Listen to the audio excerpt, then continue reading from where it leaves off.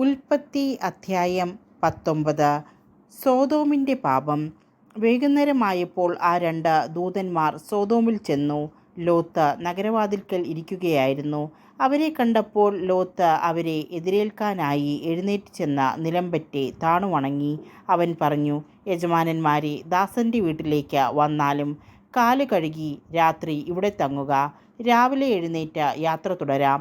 അവർ മറുപടി പറഞ്ഞു, വേണ്ട, രാത്രി ഞങ്ങൾ തെരുവിൽ കഴിച്ചുകൊള്ളാം. അവൻ വളരെ നിർബന്ധിച്ചപ്പോൾ അവർ അവൻ്റെ വീട്ടിലേക്ക് പോയി. അവൻ അവർക്കൊരു വിരുന്നൊരുക്കി. പുളിപ്പില്ലാത്ത അപ്പവും ഉണ്ടാക്കി. അവർ അത് ഭക്ഷിച്ചു. അവർ കിടക്കും മുമ്പേ സോദോം നഗരത്തിൻ്റെ എല്ലാ ഭാഗത്തു നിന്നും യുവാക്കന്മാർ മുതൽ വൃദ്ധന്മാർ വരെയുള്ള എല്ലാവരും വന്ന വീട് വളഞ്ഞു. അവർ ലോത്തിനെ വിളിച്ചു പറഞ്ഞു, രാത്രി നിന്റെ അടുക്കൽ വന്നവരെവിടെ?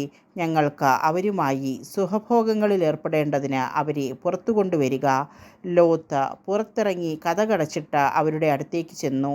അവൻ പറഞ്ഞു, സഹോദരരെ, ഇത്തരം മ്ലേച്ഛത കാട്ടരുതെന്ന് ഞാൻ നിങ്ങളോട് യാചിക്കുന്നു. പുരുഷ സ്പർശമേൽക്കാത്ത 2 പെൺമക്കൾ എനിക്കുണ്ട്. അവരെ നിങ്ങൾക്ക് വിട്ടുതരാം. ഇഷ്ടം പോലെ അവരോട് ചെയ്തു കൊള്ളുക. പക്ഷേ ഈ പുരുഷന്മാരെ മാത്രം ഒന്നും ചെയ്യരുത്. എന്തെന്നാൽ അവർ എൻ്റെ അതിഥികളാണ്. മാറി നിൽക്കൂ. അവർ അട്ടഹസിച്ചു. പരദേശിയായി വന്നവൻ ന്യായം വിധിക്കുവാൻ ഒരുങ്ങുന്നു. അവരോടെന്നതിനേക്കാൾ മോശമായി നിന്നോടും ഞങ്ങൾ പെരുമാറും. അവർ ലോത്തിനെ ശക്തിയായി തള്ളിമാറ്റി വാതിൽ തല്ലിപ്പൊളിക്കാൻ ചെന്നു. പക്ഷേ ലോത്തിൻ്റെ അതിഥികൾ കൈനീട്ടി അവനെ വലിച്ച് വീട്ടിനുള്ളിലാക്കിയിട്ട് വാതിലടച്ചു. വാതിൽക്കലുണ്ടായിരുന്ന എല്ലാവരെയും അവർ അന്ധരാക്കി. അവർ വാതിൽ തപ്പിത്തടഞ്ഞ് വലഞ്ഞു. ലോത്ത് സോദോം വിടുന്നു. ആ 2 പേർ ലോത്തിനോട് പറഞ്ഞു, ഇവരെ കൂടാതെ നിനക്ക് ആരെങ്കിലും ഇവിടെയുണ്ടോ? പുത്രന്മാരോ പുത്രികളോ മരുമക്കളോ മറ്റാരെങ്കിലുമോ നഗരത്തിലുണ്ടെങ്കിൽ എല്ലാവരെയും ഉടൻ പുറത്ത് കടത്തിക്കൊള്ളുക. ഈ സ്ഥലം ഞങ്ങൾ നശിപ്പിക്കാൻ പോവുകയാണ്. ഇവിടുത്തെ ജനങ്ങൾക്കെതിരെ രൂക്ഷമായ നിലവിളി കർത്താവിൻ്റെ മുമ്പിൽ എത്തിയിരിക്കുന്നു. ഇവിടം നശിപ്പിക്കാൻ കർത്താവ് ഞങ്ങളെ അയച്ചിരിക്കുകയാണ്. ഉടനെ ലോത്ത് തൻ്റെ പുത്രിമാരെ വിവാഹം ചെയ്യാനിരുന്നവരുടെ അടുത്ത് ചെന്ന് പറഞ്ഞു, എഴുന്നേറ്റ് ഉടനെ സ്ഥലം വിട്ടു പോവുക. കർത്താവ് ഈ നഗരം നശിപ്പിക്കാൻ പോവുകയാണ്. എന്നാൽ അവൻ തമാശ പറയുകയാണ് എന്നത്രേ അവർക്ക് തോന്നിയത്. നേരം പുലർന്നപ്പോൾ ദൂതന്മാർ ലോത്തിനോട് പറഞ്ഞു, എഴുന്നേറ്റ് ഭാര്യയെയും പെൺമക്കൾ 2 പേരെയും കൂട്ടി വേഗം പുറപ്പെടുക. അല്ലെങ്കിൽ നഗരത്തോടൊപ്പം നിങ്ങളും നശിച്ചു പോകും. എന്നാൽ അവൻ മടിച്ചു നിന്നു. കർത്താവിന് അവനോട് കരുണ തോന്നിയതുകൊണ്ട് ആ മനുഷ്യർ അവനെയും ഭാര്യയെയും മക്കളെയും കൈക്ക് പിടിച്ച് നഗരത്തിന് പുറത്ത് കൊണ്ടുപോയി വിട്ടു. അവരെ പുറത്ത് കൊണ്ടുചെന്ന് വിട്ടതിനു ശേഷം അവരിലൊരുവൻ പറഞ്ഞു, ജീവൻ വേണമെങ്കിൽ ഓടിപ്പോവുക. പിന്തിരിഞ്ഞു നോക്കരുത്. താഴ്വരയിലെങ്ങും തങ്ങുകയും അരുത്. മലമുകളിലേക്ക് ഓടി രക്ഷപ്പെടുക. അല്ലെങ്കിൽ നിങ്ങൾ വെന്ത് നശിക്കും. ലോത്ത് പറഞ്ഞു, യജമാനനെ, അങ്ങനെ പറയരുതേ. ഞാൻ അങ്ങയുടെ പ്രീതിക്ക് പാത്രമായല്ലോ. എൻ്റെ ജീവൻ രക്ഷിക്കുന്നതിൽ അവിടുന്ന് വലിയ കാരുണ്യമാണ് കാണിച്ചിരിക്കുന്നത്. എന്നാൽ മലയിൽ ഓടിക്കേറി രക്ഷപ്പെടാൻ എനിക്ക് വയ്യ. അപകടം എന്നെ പിടികൂടി ഞാൻ മരിച്ചേക്കുമെന്ന് ഭയപ്പെടുന്നു. ഇതാ, ആ കാണുന്ന പട്ടണം ഓടി രക്ഷപ്പെടാവുന്നത്ര അടുത്താണ്. ചെറുതുമാണ്. ഞാൻ അങ്ങോട്ട് ഓടി രക്ഷപ്പെട്ടു കൊള്ളട്ടെ. അത് ചെറുതാണല്ലോ.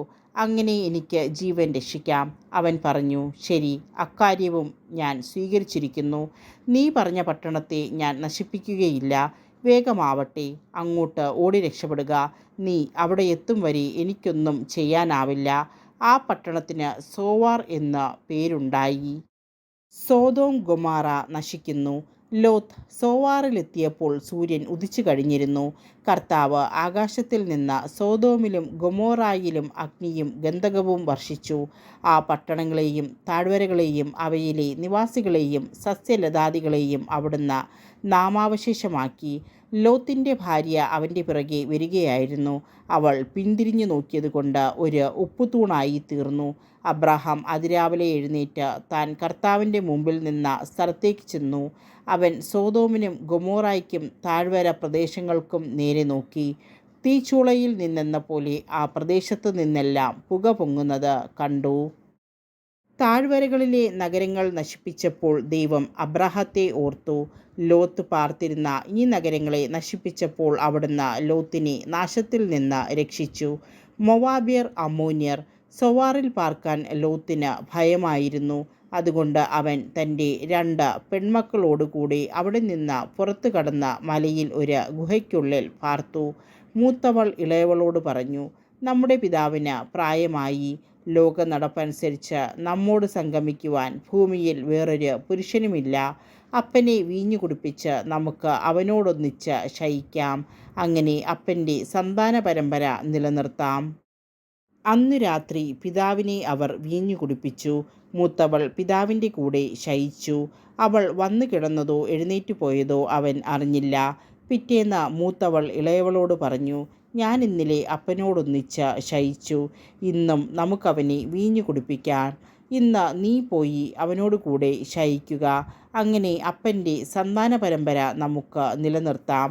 അന്ന് രാത്രിയിലും അവർ പിതാവിനെ വീഞ്ഞു കുടിപ്പിച്ചു. ഇളയവൾ അവനോടൊന്നിച്ച് ശയിച്ചു. അവൾ വന്നു കിടന്നതോ എഴുന്നേറ്റ് പോയതോ അവൻ അറിഞ്ഞില്ല. അങ്ങനെ ലോത്തിൻ്റെ 2 പുത്രിമാരും തങ്ങളുടെ പിതാവിൽ നിന്ന് ഗർഭിണികളായി. മൂത്തവൾക്ക് ഒരു മകൻ ജനിച്ചു. മൊവാബ് എന്ന് അവന് പേരിട്ടു. ഇന്നുവരെ ഉണ്ടായിട്ടുള്ള മൊവാബ്യരുടെയെല്ലാം പിതാവാണ് അവൻ. ഇളയവൾക്കും ഒരു മകൻ ജനിച്ചു. ബെൻ അമ്മി എന്ന് അവന് പേരിട്ടു. ഇന്നുവരെ ഉണ്ടായിട്ടുള്ള അമ്മോന്യരുടെയെല്ലാം പിതാവാണ് അവൻ.